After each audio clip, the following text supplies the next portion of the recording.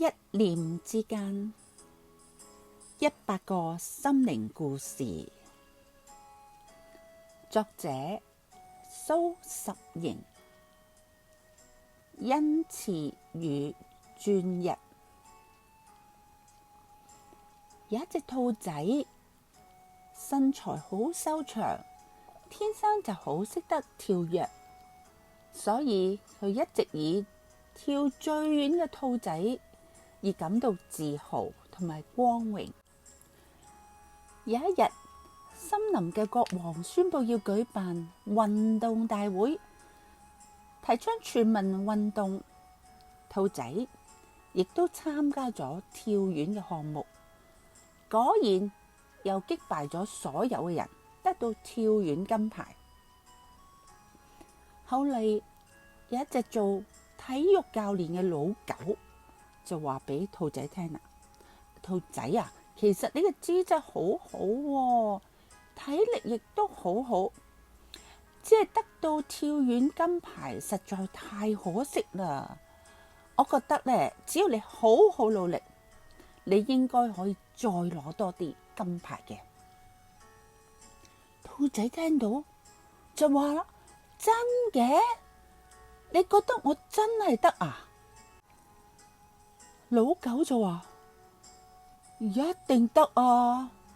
你只要好好學，我可以教你游水啦、跑步啦、舉重啦、100米跑步、跳高、撐桿跳、推鉛球，你一定冇問題嘅。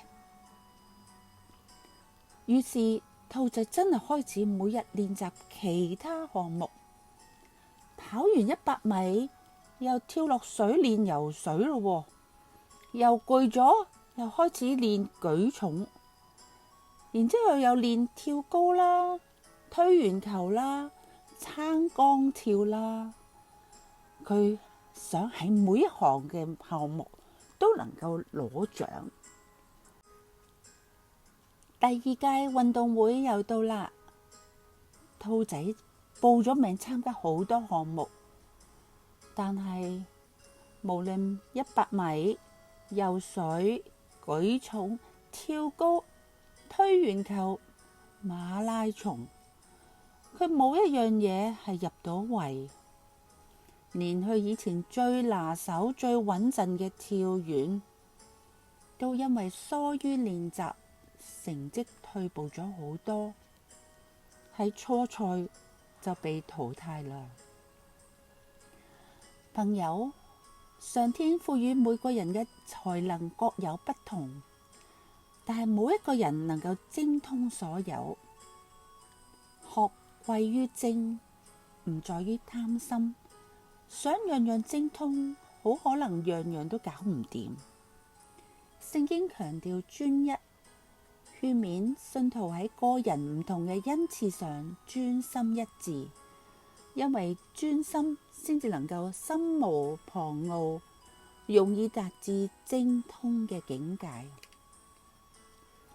羅馬書12章6至8節話：按我們所得的恩賜各有不同，或說預言，就當照着信心的程度說預言；或服務人，就當全心服務；